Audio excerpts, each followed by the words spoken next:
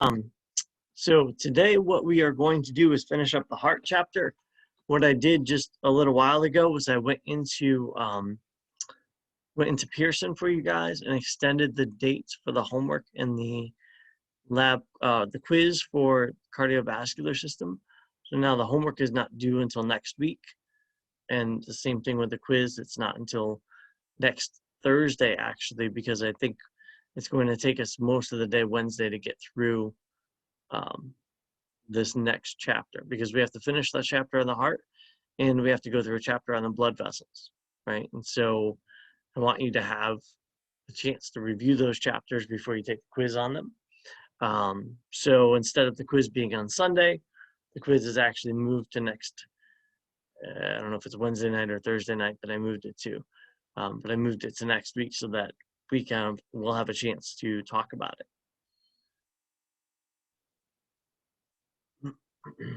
So yeah, go ahead. Oh, sorry. I took the homework today, and I believe that's question 58.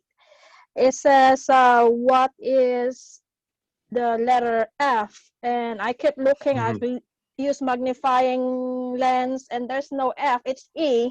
I got the same thing, yep. You get the same thing, and it's like, I have no answer. It's supposed to be a brachial artery, and the options are nothing for brachial. It's all about lower extremities. So anyway, it's supposed to be femoral arteries, but it's not pointing in that direction. I got it right just by total dumb luck. I just started at the bottom because I knew for sure that that one wasn't right, and I was like, well, it's gonna be one of these, and it was correct, and I was like, what? Oh, that's good. But I know exactly what you mean. I think that it said E instead of F. Yep. It was pointing on the, the choices are wrong. The choices are meant for lower extremities. Right. I'm glad I wasn't the only one. No, somebody else sent me an email about that, the same question. So I went in and looked at it this afternoon.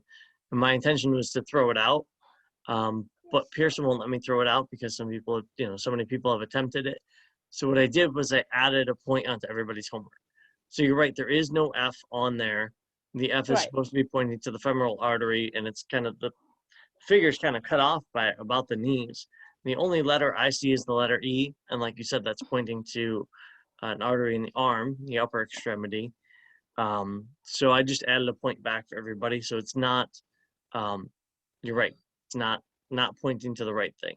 But at least you guys understood that that's not where it was pointing, right? That's a good thing. So yes, the question is supposed to be femoral artery, but I don't even see where the arrow is that's pointing to that artery. Okay, I'm glad. Thank you. You're welcome. Anything else before we get started?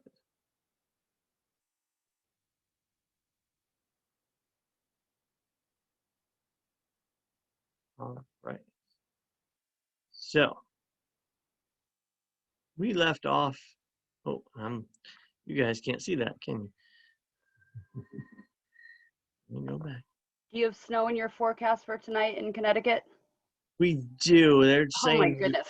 2 to 4 inches, maybe. I don't know. I live in northwestern Connecticut, so I live only like maybe 10 minutes from the border.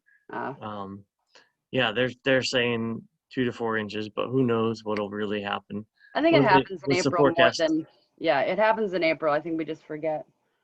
Yeah. Yeah. Oh, it definitely does. And it happens so the shooting that happened in Virginia Tech, I was in Blacksburg, that happened on April 16th.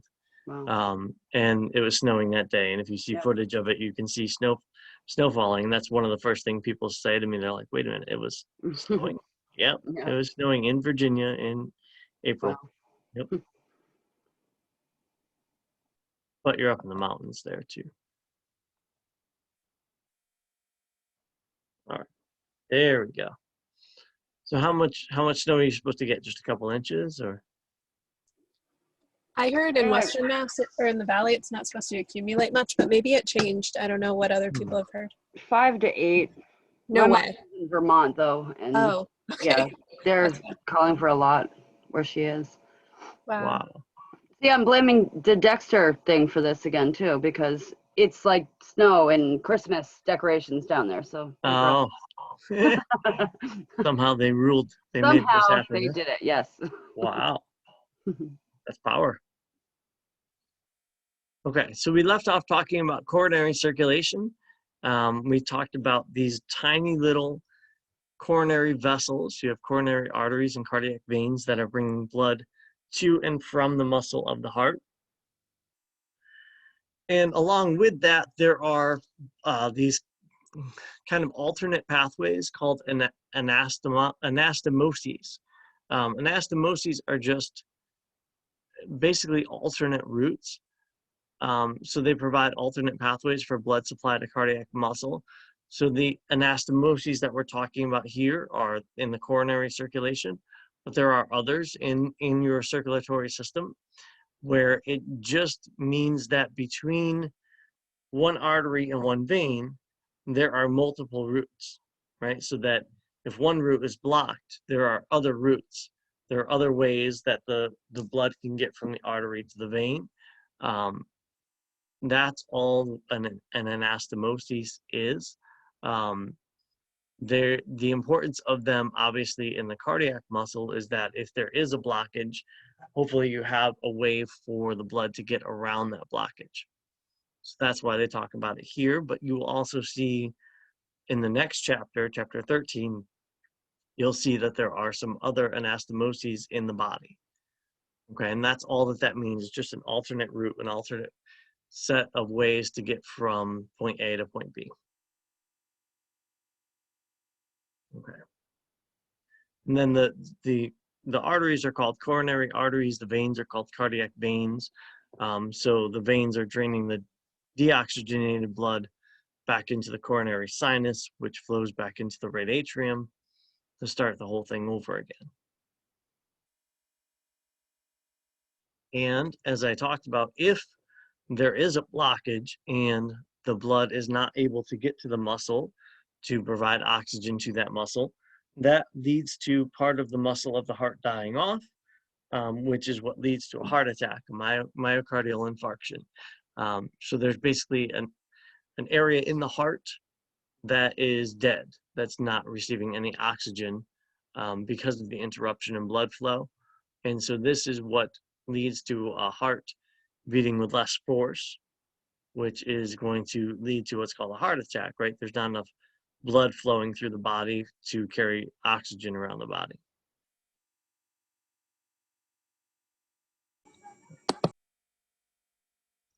So then we get to the heartbeat, right?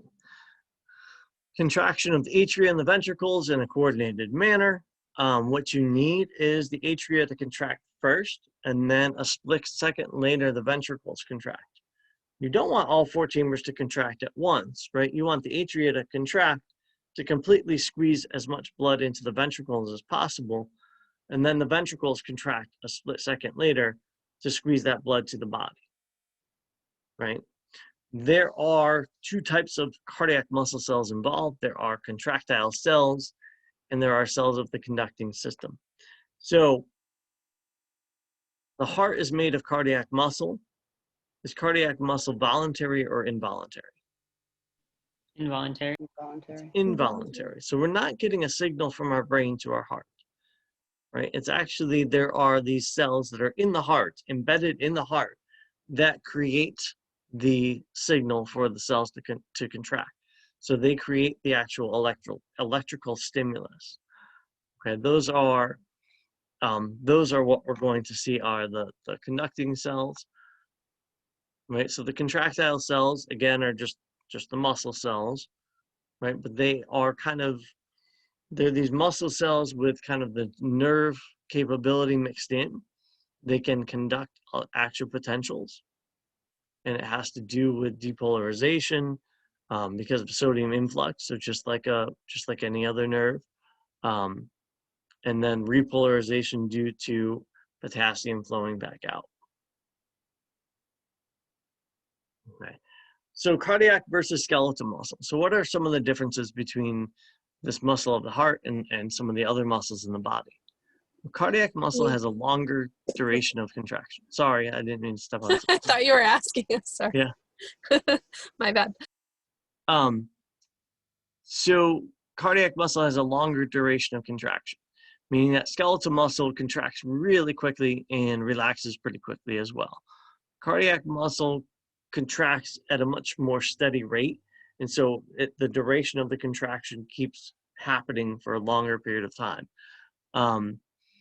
The contraction happens until the membrane repolarizes, and until the membrane repolarizes, it cannot respond to another stimulus. So we had this phenomenon when we talked about muscle cells, that you can contract the muscle cell, and before it completely relaxes, you can hit it again with a stimulation, and it contracts even stronger. You can't do that with the heart. Okay, the heart, you have to wait until those cells completely relax, or until they completely repolarize, before you can get another signal to go down those cells. So this limits the number of contractions, but it also makes tetanus impossible. If you remember, tetanus is when the muscle, all of those muscle fibers are completely contracted. So when you contract a muscle and you don't wait till it completely relaxes and you contract it again, and you keep doing that, at some point you're going to contract all the muscle fibers in that muscle.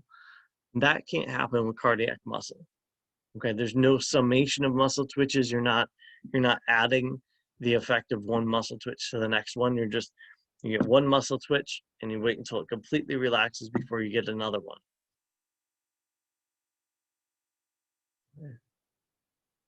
So action potentials in skeletal muscle cells, in cardiac and skeletal muscle cells. Using my cursor.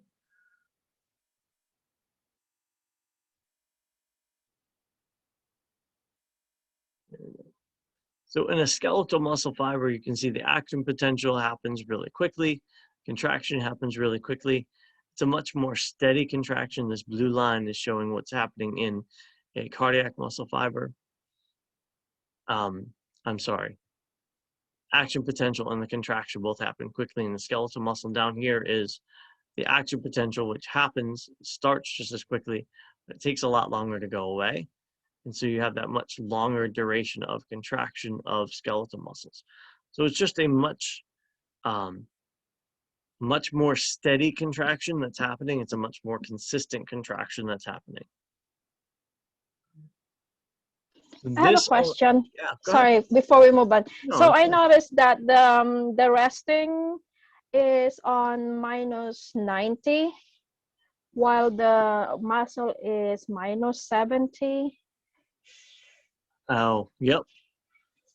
So So it takes less of a stimulus to contract the cardiac muscle. Yep. Okay, so yeah, I was wondering what's the big difference between the two. So it takes longer to stimulus, that's right. Yep, that's all. And yeah, that's all that means with the -90 versus -70. Okay, thank you. You're welcome. So this allows for kind of this auto-rhythmicity, right? It allows for this automatic kind of thing. Your heart falls into a nice rhythm of beating. And what establishes that rate of contraction are called nodal cells. There's kind of a group of cells at the top of the right atrium that establish the rate of contraction. They establish the pace that the heart will beat at. They are called the SA node, or the sinoatrial node. Then there is a second group of nodal cells called the AV node. In the AV node, those cells reside between the right atrium and the right ventricle. Now the SA node sets the pace of the heart. That's called the pacemaker. All the AV node does is it waits for the SA node to fire. Because once the SA node fires, that means the atria are contracting and sending blood down to the ventricles. Then the AV node can fire to tell the ventricles to contract. Right? Once the AV node fires, those signals travel down the bundle of His, and then bundle branches and Purkinje fibers. So I'm going to show you that right here. I like the way that these things go, but Here we go. So here's your heart. Your SA node is right at the top of the right atrium. The AV node is kind of where the right atrium and the right ventricle meet. Then going down the middle of both ventricles, so that's along that septum, is the AV bundle, or what is called the bundle of His sometimes. And from that, you get these bundle branches. So you get these branches that kind of branch out to either side of the ventricle. And then going up the sides, going up both sides, are what are called Purkinje fibers. So over on the right, those 5 pictures show the flow of this signal, right? The signal starts at the SA node. It doesn't get a signal from the brain or anything else. These cells right here in the upper right atrium of the heart can actually create the electrical signal. So those are the pacemakers. Those are what is setting the pace for how fast the heart beats. And when the SA node sends a signal, all of the cells around both atria, both the right and the left atria, contract. And so you can see on kind of picture 2 here, the purple is moving through both atria, and the arrow is showing you the direction that it's moving. So once that SA node fires, you get this signal moving through both atria. What that's going to do is cause the muscles in the atria to contract to push blood down to the ventricles. And so then the next thing that happens is the AV node fires. Okay, the AV node is right here between the right atrium and the right ventricle. And it is just on 100 millisecond delay, right? So all it knows is to wait for the SA node to fire. It doesn't set the pace. It just knows to wait, right? Once the SA node fires, to wait 100 milliseconds, and then it can fire.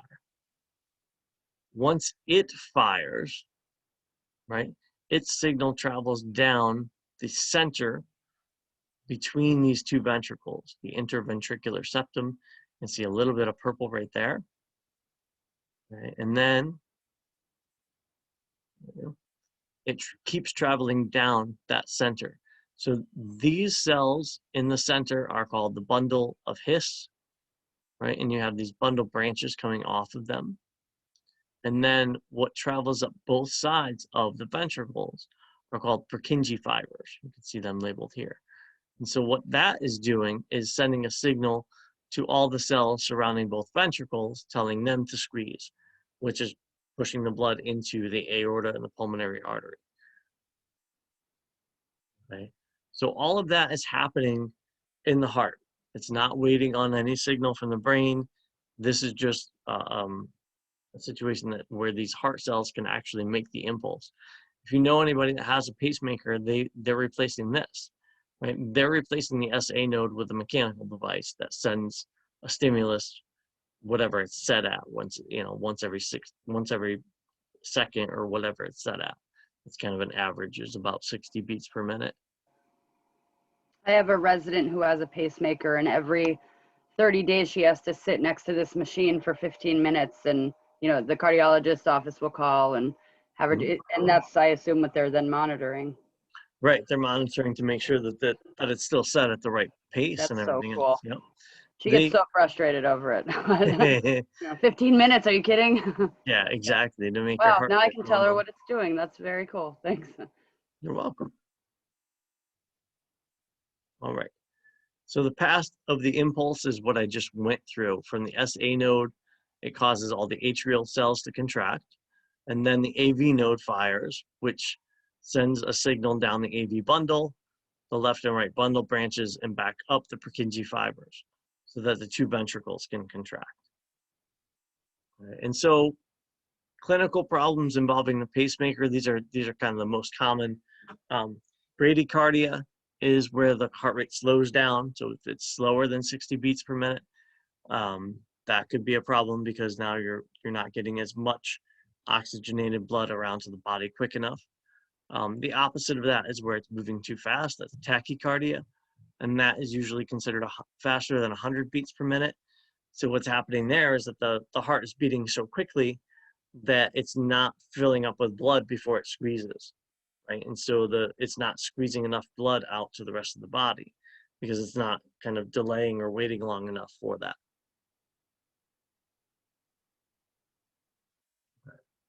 So oftentimes when you go to a hospital for any reason, one of the first things that they do is they want to monitor your heart rate, and they use an EKG. EKG stands for electrocardiogram. So sometimes it's abbreviated ECG, sometimes EKG. Basically, they stick these little probes on your skin, these little sticky stickers, basically hooked up to conduction, right? So they can read this on a computer. And what it's doing is it's actually just monitoring the action potentials moving through your heart. So the nerves firing through your heart, the electrical impulses. And what you get is a readout that looks something like this. Okay. So this would be corresponding to 1 heartbeat. There is this first little bump, which is called the P wave. There's the second large spike, which is called the QRS complex. And then there's the third little bump called the T wave. That's very typical. That's what it should be, is that over and over again. Now, what they're showing you in these panels up above is exactly what those waves correlate with. Okay, this P wave, this little increase in electrical activity, is when you get depolarization around the atria. So when the SA node fires, and you can see that those cells all around both atria get that signal, that's when the P wave shows up, right? It's correlating with this signal moving through the atria. So it's correlating basically with atrial depolarization, meaning that they're going to contract. They're about to contract. This big, huge spike, the QRS complex, correlates with the action potential moving around the ventricles. So it's going from the AV node down to bundle of His and back up the Purkinje fibers. That's the QRS complex. Now it's a much bigger complex because there's a lot more muscle here, right? It's going to contract with a lot more force. So there's a much stronger signal around these ventricles. Then this little bump here, the T wave, coincides with ventricular repolarization. What that means is when the conduction cells that surround the ventricles repolarize, they go back to being not stimulated, right? They can have another signal coming through them. So that's when you get this second little bump, right? So this spike is when they're depolarizing, this bump is when they're repolarizing. Now, you should get that fourth repolarization bump for the atria as well. Problem is, it comes in the same time frame as the QRS complex, so you'll never see it, right? You should see 4 bumps: atria depolarization, atria repolarization, ventricles depolarization, ventricles repolarization. You should see 4 bumps, but the second bump there happens at exactly the same time as this, right? The atria are relaxing, are repolarizing at the same exact time that the ventricles are contracting. So you don't see it, it's covered up. It would be in this little bump.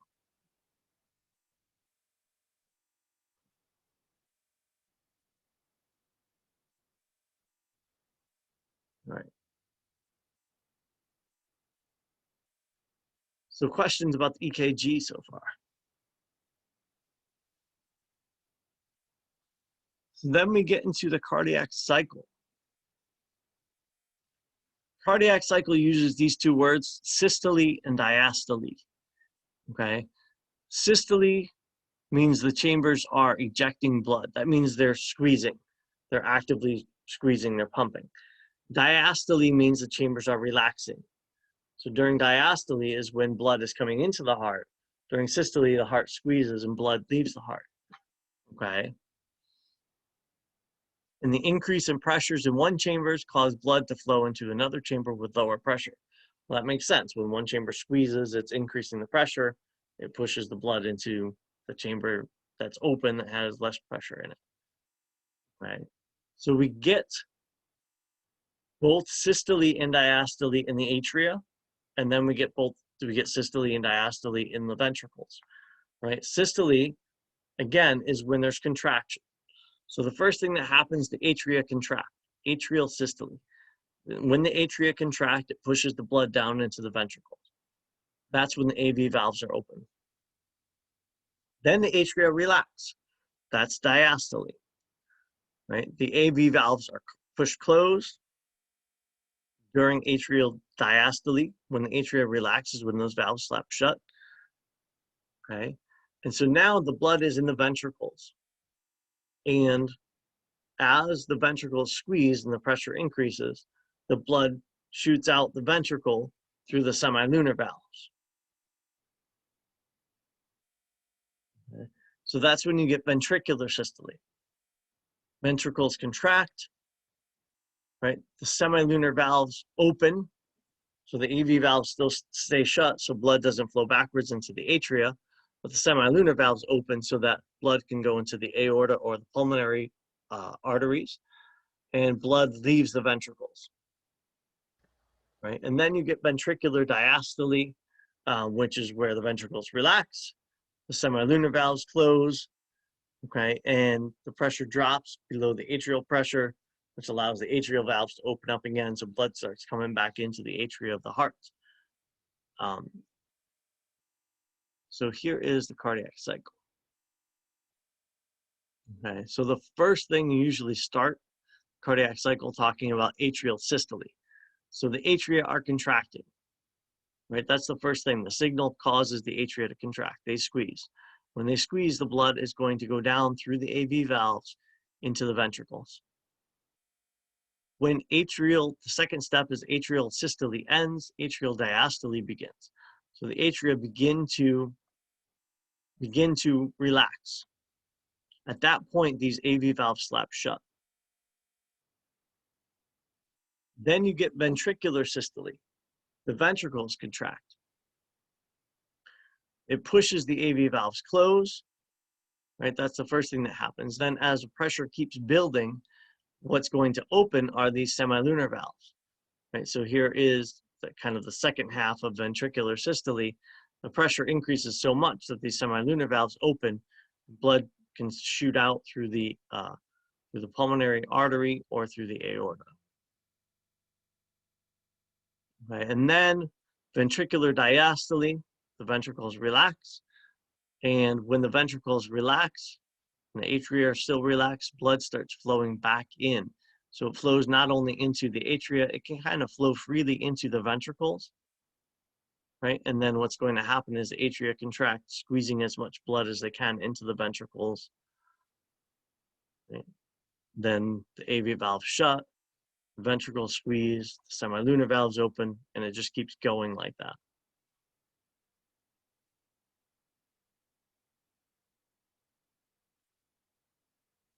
So part of the reason I'm thinking of the cardiac cycle is to think about the heart sounds, right? The heart sounds are lub-dub. So, a doctor or a nurse listens to your heart with a stethoscope, they hear that lub-dub. The first sound, the lub, is called S1 or sound 1. Dub is sound 2. The two sounds are actually produced by the valves closing, right? That first sound happens when the AV valves close. So the first sound happens, cursor, there we go. The first sound happens here. The AV valves close, that's that first sound. The second thing that happens, a split second later, is the semilunar valves open and then they slap shut, right here. Right, so that's the second sound. So the first sound is always associated with the AV valve shutting. The second sound is always associated with the semilunar valves shutting. There are third and fourth heart sounds. They are very faint. They are associated with atrial contraction and blood flow into the ventricles, right? So usually all you hear are the AV valve shutting and the semilunar valve shutting. It has nothing, well, I shouldn't say it has nothing to do, but it's not the blood moving. It's not the movement of the blood, but it's actually those valves closing that's making the noise.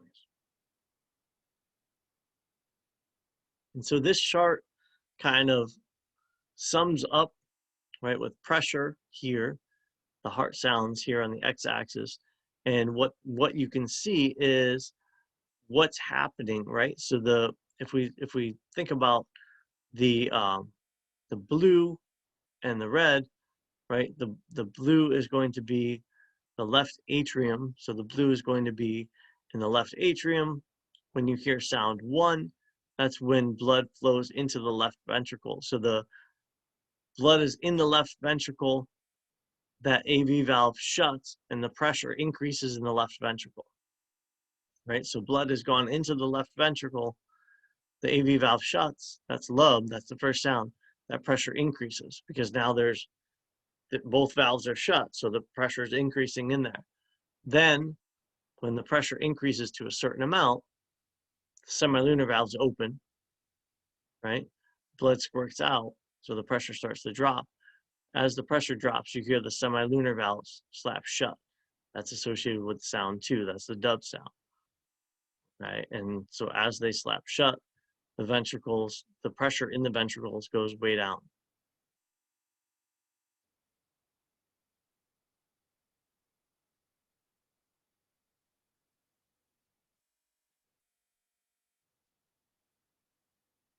So then the rest of this chapter, I think, kind of deals with these cardiodynamics.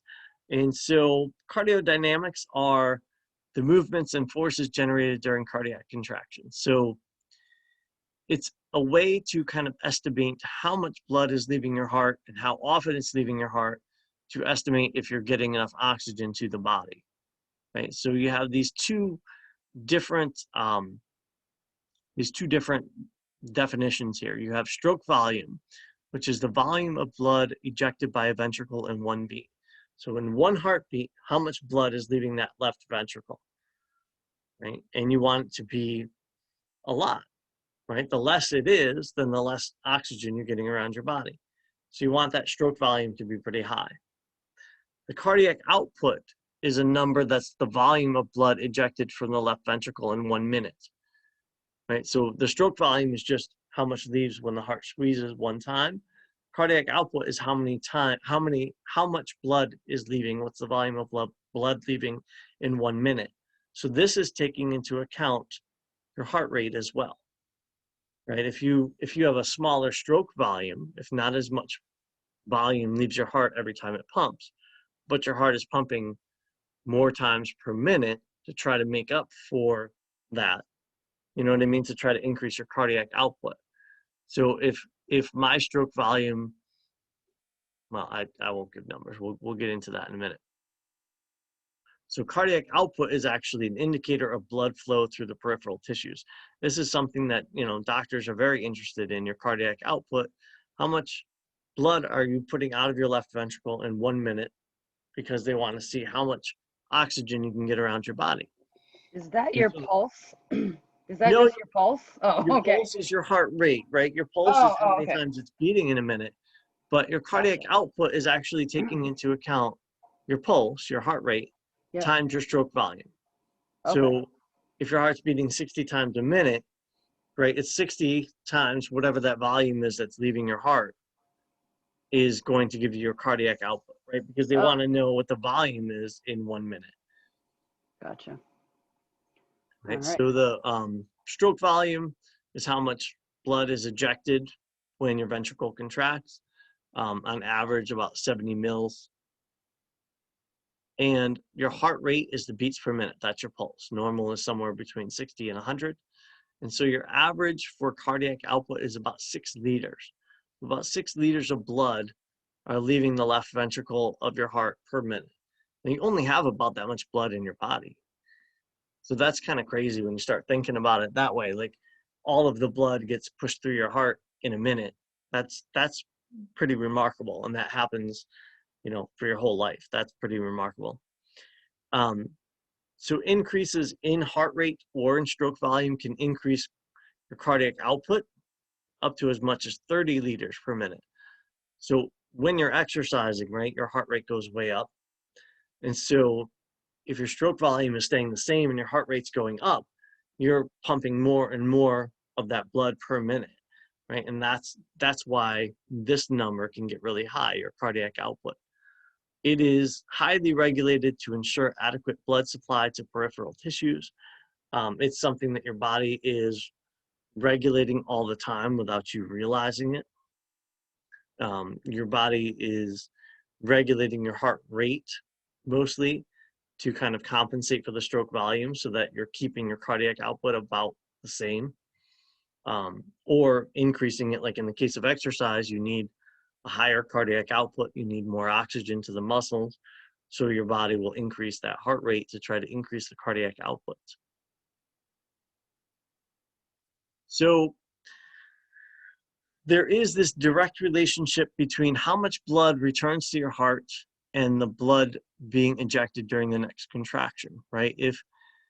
If only 75% of the blood that you pump out comes back into your heart at once, the next contraction isn't going to have as much volume in it.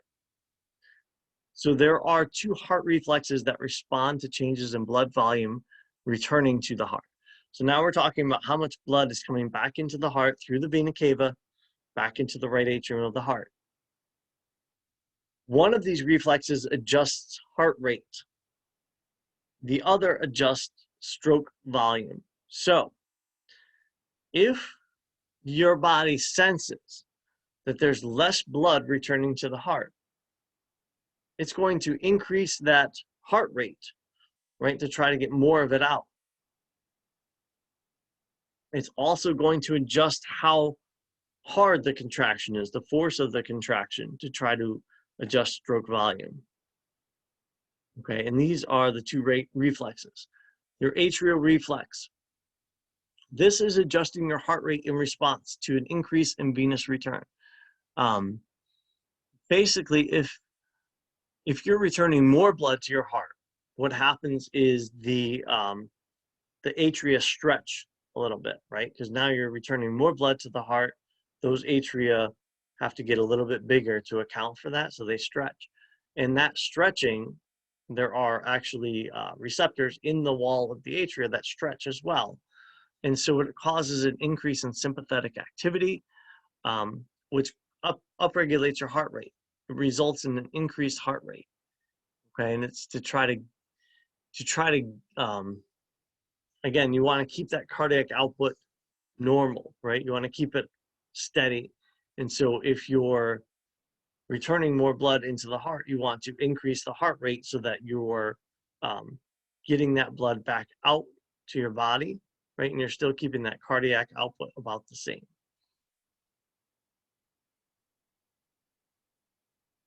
Okay, and that leads to something called the Frank-Starling principle, which is that stroke volume depends on venous return and filling time. So the faster the heart rate, the shorter the filling time. So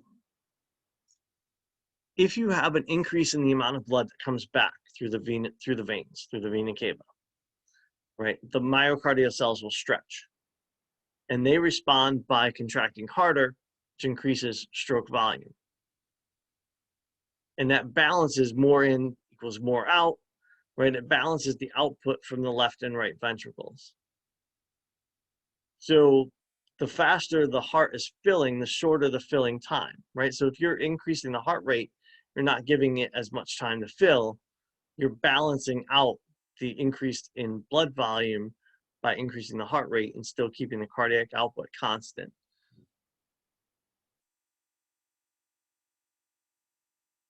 That is all sympathetic. Sympathetic tends to upregulate your heart, right? It upregulates your heartbeat. Sympathetic, think about, fight or flight syndrome. Think about that rush of adrenaline.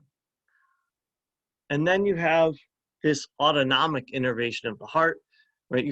You do have nerves going from your brain to your heart. They're automatically controlled. It's not something you can consciously control. We talked about the pacemaker of the SA node that establishes your basic heart rate, right? So they're depolarizing without even any kind of thought or anything like that. But that SA node can be modified by your automatic nervous system. So the pacemaker themselves, that's not related to your autonomic nervous system, right? The pacemaker are a group of cells in the heart that are creating that heart rate. But then you also have nerves going from your brain to your heart that can either slow that down or speed that up, okay? And so parasympathetic nerves will slow it down, will slow down the pacemaker cells. sympathetic nerves will speed them up.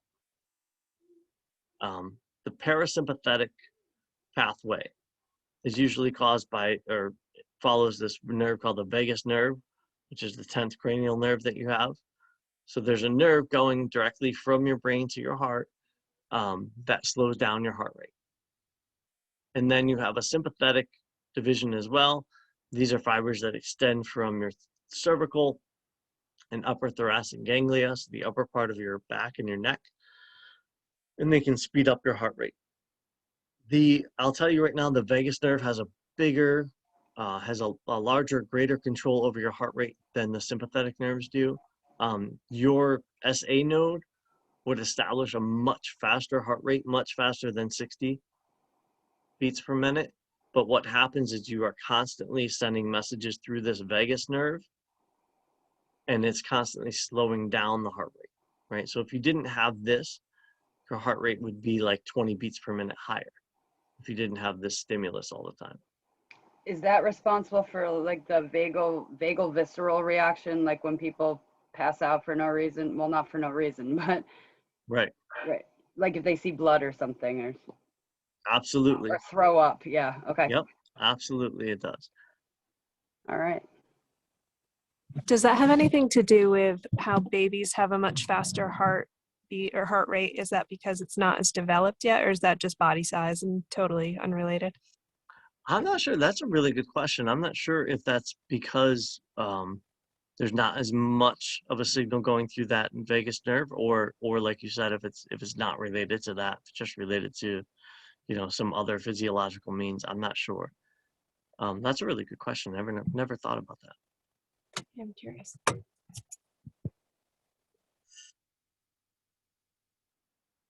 So again, autonomic effects on the heart rate. Your SA node, your pacemaker, establishes a rate. That has nothing to do with your autonomic nervous system, but you do have both parasympathetic and sympathetic pathways that can affect your SA node to either slow your heart rate down or increase your heart rate. So how does this affect stroke volume? Right? The autonomic effects on stroke volume. So how is this going to affect how much blood your heart pumps out during each cycle? Right? The ANS alters contractility, or the amount of force produced during a contraction. So the autonomic nervous system can either make the heart contract with more force or with less force. And as you would expect, the sympathetic pathway increases the amount of force, right? It makes your heart beat with more force.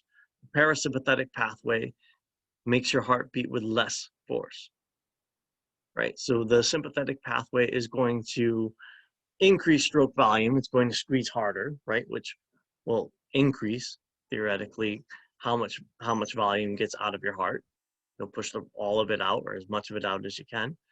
And if you are decreasing the amount of contractility, then when the ventricles contract, it may not push all of the blood out of the ventricles. So that's going to decrease stroke volume. So why would you want to do that? Why would you want to increase or decrease your stroke volume? Well, you want to do that in response to how much oxygen you have in your blood, right? If you think about it, well, that's the main goal here, right? It's to make sure that you're getting oxygen around your body. And so you have what's called the cardiac center in your medulla oblongata. So in your brainstem, in your medulla oblongata, you've got this cardio-acceleratory center and this cardio-inhibitory center, right? Which are, obviously, the acceleratory center is controlling sympathetic neurons. The inhibitory center is controlling parasympathetic neurons. So you're increasing or slowing down your heart rate. And these are in response to changes of concentrations of, this shouldn't say C2, this should say O2. Changes in concentration of O2 or CO2. So if you have low amounts of oxygen, low amounts of O2, you're going to increase your heart rate, right? If you have high amounts of CO2, you're also going to increase your heart rate. And that CO2 is something you want to get rid of. So your heart wants to, increase the amount of blood that's getting around your body to get rid of that CO2. Those are chemoreceptors that sense how much chemicals are there, how many molecules of oxygen or carbon dioxide are there. But you also have baroreceptors. Baro means pressure, like a barometer. And so you have receptors that actually are monitoring your blood pressure. And they are changing your heart rate based on your blood pressure, right? And so if your blood pressure is low, they're trying to speed up your heart rate, right? They're trying to always counteract what's going on. And this is happening in your body all day long without you knowing it. Okay. So that's, you have the pacemaker, which is just starting its own signal. You have autonomic nerves going from the brain to either, upregulate or downregulate your heart rate and your stroke volume. And then in addition to that, you have these hormonal effects on the heart. So in addition to that, there are hormones that affect the heart. Epinephrine and norepinephrine is what we commonly call adrenaline. So that's released from your adrenal gland, and that's always going to increase your heart rate and the force of contraction. So that's the fight or flight mechanism. That's when your brain perceives some sort of a threat. Maybe you're driving to work and somebody cuts you off in traffic and your heart starts racing, right? That's because it's that fight or flight. It's that threat that your brain perceived. And what's happening is actually a chemical reaction. Your adrenal glands are releasing a hormone, and that hormone is causing your heart to beat faster. It's increasing your heart rate and the force of contraction. There are also thyroid hormones that will increase your heart rate and your force of contraction. Your thyroid is there to increase your metabolism. And so if you're increasing your metabolism, you want to increase your heart rate. That's going to help increase your metabolism, right? It's going to help with the amount of breakdown of the different nutrients that you have.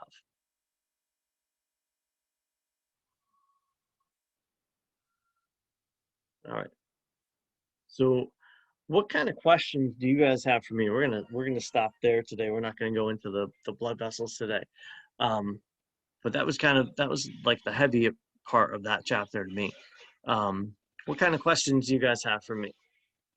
I have a question about energy drink. They said like caffeine. How do they increase the heart rate? Is it for because of the glucagon? Yes, primarily it's because of the sugars, right? The glucagon. So it's stimulating a pathway where like that hormone glucagon is actually pulling sugars from your liver. So it's simulating that you have low blood sugar, and it's pulling those sugars from your liver, and it's making your heart work harder or go faster. Caffeine's it's known to do that, and a lot of these energy drinks have really high amounts of caffeine, much higher than a coffee. And unfortunately, a lot of people don't realize that because it's not regulated in any way. So a lot of people drink multiple energy drinks a day, and it's really not good for your heart. Right. That's what I read. Okay, thank you. Does it dilate capillaries or something too? Does it? It can. So what happens is the caffeine is making your heart rate go up. And so in response to that, your body, like in response to increased blood pressure, is going to dilate the capillaries and dilate the blood vessels to try to counteract that. So yes, it does that as to try to counteract what you're doing. So that can lead to more problems. Absolutely. I thought of it as the other way around, that it was somehow accounting for them being more dilated and maybe rushing through faster or something. So I had it just backwards. Right, exactly. Yeah. Interesting. Thank you. You're welcome. I remember when I was in Mitchell Community College in North Carolina, our biology teacher kept giving us Mars chocolate bars because we tend to fall asleep, and I guess it helps with all the sugars. We're all hyper and participating in the class. That's a good strategy. can't do that online, but that's a good strategy to hand out candies to your class. It keeps them busy, and a lot of times what I've done in classes too is, you ask questions during class and things like that, and you throw out candies to people that get the questions right, and that kind of gets more students sometimes participating, right? More students are kind of paying attention because they wouldn't mind getting the candy. I have a question on the same lines of the caffeine conversation and how that's affecting heart rate and things. Mhm. You know how you were saying that the heart has like its own, it's kind of like its own little brain, right? In the way that it has its own cells that create like the pacing, and that's not from our brains. Is there much known about the relationship between like caffeine, as an example, and those cells in the heart? Like how, like I'm thinking about palpitations and things, like sometimes they're caused by caffeine for people, and Right. just wondering like if that's an area that's really been like if there's much known about it. I think there is. I don't know much about it personally, but I think you can look up research, and I think there is a lot of primary research on how, especially with these energy drinks, there's becoming more and more research about how they can be dangerous, downright dangerous, because what's happening is not only is the caffeine increasing your heart rate, but it is a diuretic, and so you end up losing water, which makes your blood volume decrease, which makes your heart rate increase even more. So there is a lot known about it. I know there's a lot of people that have studied it, and I just don't know a lot about it, but it is something you can look up. It does get confusing after a while, right? When you talk about all these different things that affect heart rate that we don't think about all the time, but our body is monitoring our blood pressure and our oxygen levels and our CO2 levels and our water levels, and all these things are affecting our heart rate. That it just becomes this. We used to think of things all the time as pathways, and it becomes more of a web, right? Where it's all these different things feeding into these pathways in different ways. Mm-hmm.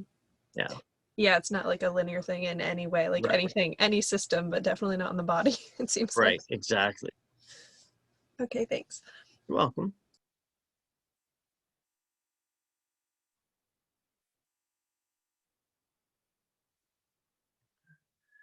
Other questions?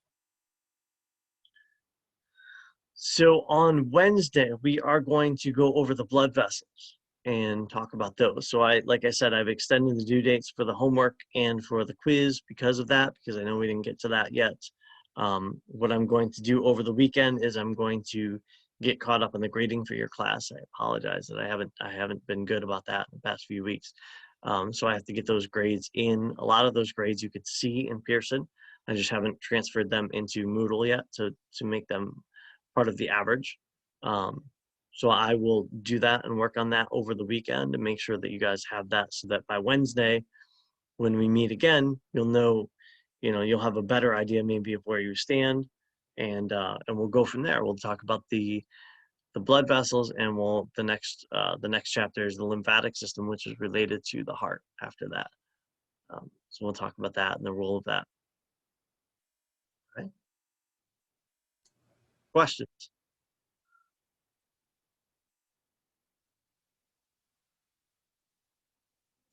All right. Well, if there's no more questions, I'll let you guys go. Stop the recording.